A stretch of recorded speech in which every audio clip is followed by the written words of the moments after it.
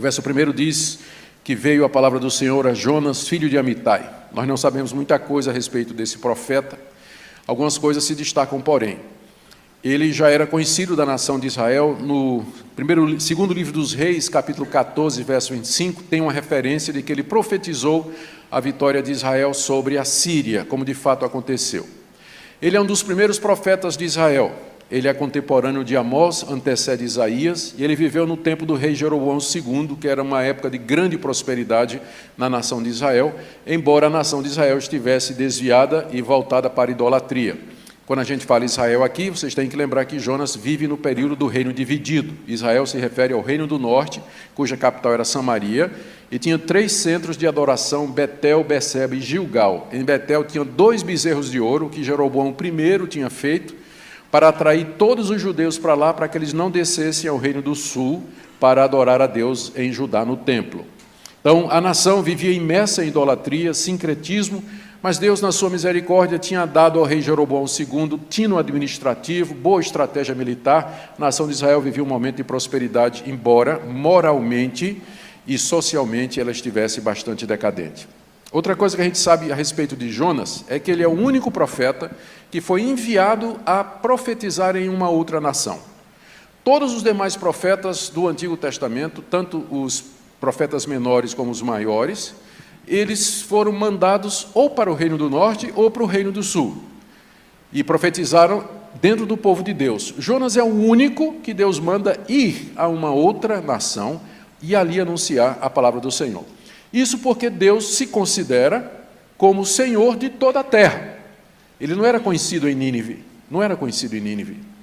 Nínive tinha os seus deuses, os assírios tinham dezenas de deuses, porém Deus se considerava como o único Deus supremo, Senhor de todas as coisas. Por isso ele se sente na autoridade de mandar um servo dele levar a palavra dele a Nínive e dizer: se vocês não se arrependerem, eu vou destruir vocês. Porque ele é Senhor de toda a terra. Ele passou um trator em cima dos deuses da Síria e disse: quem é Deus aqui sou eu, e vocês vão ter que se arrepender do caminho de vocês ou serão destruídos. Então isso é o que a gente sabe a respeito de Jonas. O texto diz aqui que a palavra de Deus veio a ele, e Deus lhe deu uma ordem que certamente não era uma coisa boa para Jonas. A ordem era ir à cidade de Nínive, que era a capital da Síria, 800 quilômetros ao norte, e ele devia clamar contra a cidade. E Deus diz: porque a malícia da cidade subiu até mim. Provavelmente é uma referência à imoralidade, à impiedade dos assírios, que já havia alcançado um ponto em que Deus disse: já basta, já basta. Mas antes de destruir, eu vou mandar um profeta para chamá-los ao arrependimento. Os assírios eram conhecidos pela violência da sua máquina de guerra, pela crueldade com que eles tratavam os prisioneiros. Eles não tinham dó nem compaixão dos vencidos. Eles tinham uma sede e uma ganância de poder e de dinheiro muito grande. Adoravam o seu Deus, adoravam o poder como sendo Deus. E isso foi mal aos olhos do Senhor, porque ele observa o que acontece entre as nações. E ele resolveu destruir a Síria, começar com Nínive. Mas na sua misericórdia ele levanta esse profeta lá de Israel para que fosse levar a sua palavra à cidade. Essa foi a ordem que Deus deu a Jonas: vai lá em Nínive e clama contra ela, porque a medida do pecado da cidade já chegou ao limite. O verso 3 nos traz uma surpresa. Jonas, que era um servo de Deus, que era um profeta já consagrado, ele resolve fugir da ordem de Deus. Diz aí o texto que ele se dispôs, mas para fugir. Ele vai para Tarsis. Tarsis era uma cidade que ficava no sul da Espanha. Se você olhar no mapa, ela fica 800 quilômetros no sentido contrário do que Deus estava dizendo. Então ele vai na costa, o ponto mais próximo ali era Jope, um porto fenício. Ali ele encontra um navio que vai para Tarsis, provavelmente um navio fenício, um navio cargueiro. Os fenícios eram os maiores navegadores daquela época. E se era para essa distância, devia ser um navio de médio porte para cima, cabendo umas 200 pessoas ou mais, entre tripulação, passageiros, fora a carga.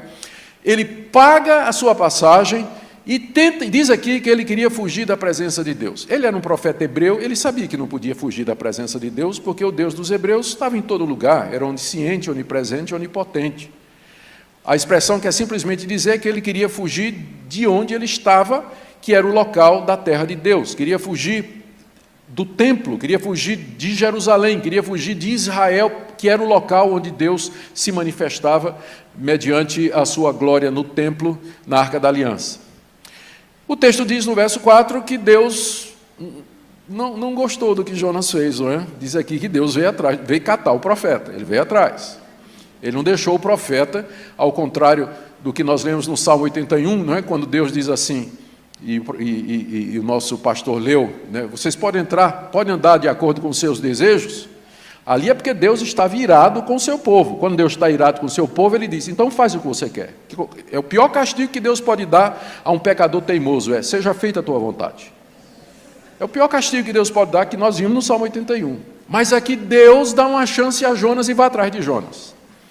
Feliz é um homem onde tem um verso 4 na sua vida. Deus veio atrás de Jonas, então ele não deixou barato não. E aqui nós lemos a partir do verso 4, que Deus usa o seu poder para trazer Jonas de volta ao seu chamado original. Começa com um forte vento e se faz no mar uma grande tempestade e o navio estava a ponto de se despedaçar. O livro de Jonas mostra que Deus é Senhor de toda a criação. O mar obedece a Deus, o vento obedece a Deus, ele vai mandar um peixe que obedece a Deus, ele vai mandar uma planta crescer, que vai obedecer a Deus, ele vai mandar uma lagarta comer a planta, que obedece a Deus. Aqui no livro de Jonas, tudo obedece a Deus, menos o crente. É o único que não obedece a Deus, é o crente. E Deus vem atrás do crente aqui, tome tempestade. Diz aí o verso 5, que os marinheiros ficaram cheios de temor. E notem que eram fenícios, provavelmente, homens acostumados ao mar, marinheiros experientes, mas essa tempestade era diferente. Eles perceberam que tinha alguma coisa a mais, tanto é que depois de lançar a carga ao navio, eles estavam clamando aos seus deuses, e eles tinham muitos. Então, na hora da tempestade, todo mundo clama ao seu Deus, não é? Só existe ateu enquanto o pitbull não pula a cerca. Depois que o pitbull pulou a cerca, todo mundo clama a um Deus, não é? De alguma forma. E os marinheiros começaram a clamar a Deus, não é? Clamar a Deus porque eles viram que aquela tempestade não era natural, era alguma coisa extraordinária, eles nunca tinham visto uma tempestade como aquela. Lançaram fora a carga do navio, que era o lucro deles. Enquanto isso, Jonas está dormindo no porão. O sono da insensibilidade, da insensatez e da irresponsabilidade. Enquanto o pau quebra lá fora, a coisa está tocando horror lá, Jonas está dormindo no porão do navio. O mestre do navio se chega a ele, diz o verso 6, e diz, levanta-te, invoca o teu Deus, talvez esse Deus se lembre de nós, para que não pereçamos. Assim era o pagão, eles tinham muitos deuses, não importava que Deus respondesse, desde que ele ficasse livre. Qualquer Deus que desse livramento para o pagão está ótimo, não para nós. Mas para o ímpio, qualquer entidade, qualquer coisa que ele traga a resposta para os seus problemas, para ele está bem. Não é? Invoca o teu Deus, eu não sei nem quem é. Tanto é que mais adiante ele pergunta, quem é o teu Deus? Né? Não sei nem quem é o teu Deus, mas quem sabe ele responde isso aí. E aí resolveram descobrir quem era o causador daquela tempestade, que para eles era mais do que uma tempestade natural. Eles então acreditaram que alguém tinha ofendido algum Deus, e que tinha algum Deus com raiva e indignado com alguém ali naquele navio, e que era preciso descobrir que Deus era e quem é que tinha ofendido esse Deus para poder salvar a vida desse pessoal. E naquele tempo se usava o sistema de lançar sortes, que hoje a gente chama de palitinho, né? Jogar no dado, enfim, qualquer outra coisa. Naquela época era comum se procurar a vontade dos deuses através das sortes. Esse processo era usado inclusive na nação de Israel. O sumo sacerdote ele tinha no peitoral 12 pedras preciosas, cada uma representando uma das tribos de Israel, e então aquilo era chamado de Urim e Tumim. E quando se queria saber a vontade de Deus sobre um determinado assunto, aquelas 12 pedras eram jogadas e o sacerdote então descobria através das pedras qual era a vontade de Deus. É um método que não existe mais no Novo Testamento, se você está se entusiasmando com isso. No Novo Testamento, para saber a vontade de Deus, precisa bom senso, né? Precisa bom senso e conhecer as Escrituras, e você vai descobrir qual é a boa, perfeita e agradável vontade de Deus para a sua vida. Mas naquela época era assim, resolveram lançar sorte e adivinha?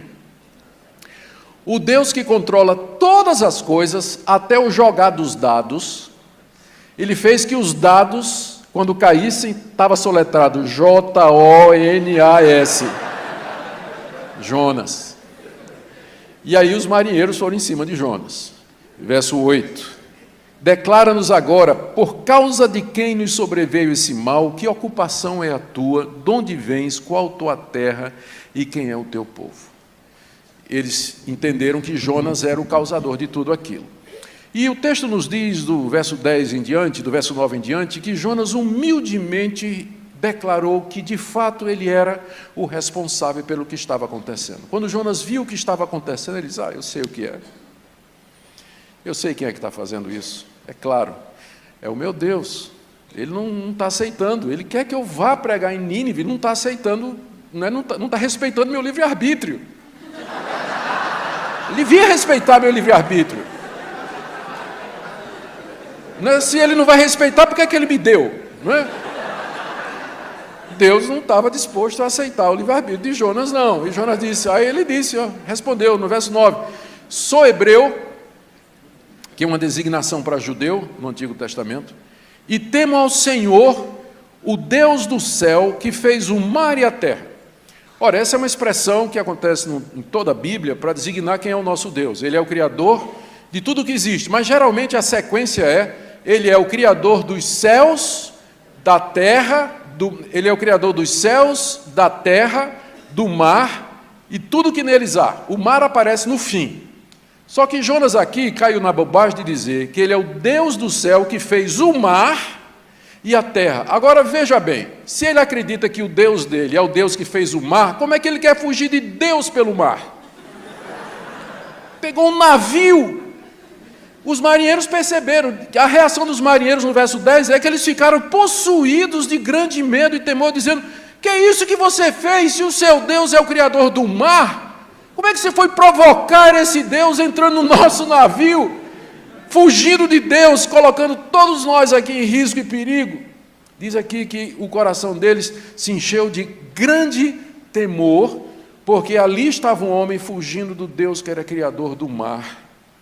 E esse Deus agora era o Deus que comanda as ondas, o vento e a tempestade. E esse Deus estava vindo atrás de Jonas. E com Jonas, o barco e todos que estavam dentro. E Jonas diz aí no final do verso 10 que ele estava fugindo da presença do Senhor. Os marinheiros então perguntaram, diz aí o verso 11, o que é que nós vamos fazer então para que o mar se acalme? E Jonas, que já tinha entendido tudo, disse no verso 12, tomai-me e lançai-me ao mar, e o mar se aquietará. Porque eu sei que por minha causa vos sobreveio essa grande tempestade. Jonas aqui humildemente assume a responsabilidade do seu ato impensado, da sua rebelião, da sua revolta contra Deus. E ele então sabe que ele vai ter que pagar com a sua vida a desobediência feita a Deus, porque de Deus não se zomba. Nós não podemos impunemente desobedecer a Deus e querer que não hajam consequências. Ele conhece a Deus e ele sabe que Deus queria a sua vida. Então ele diz, me joga no mar para que eu morra afogado.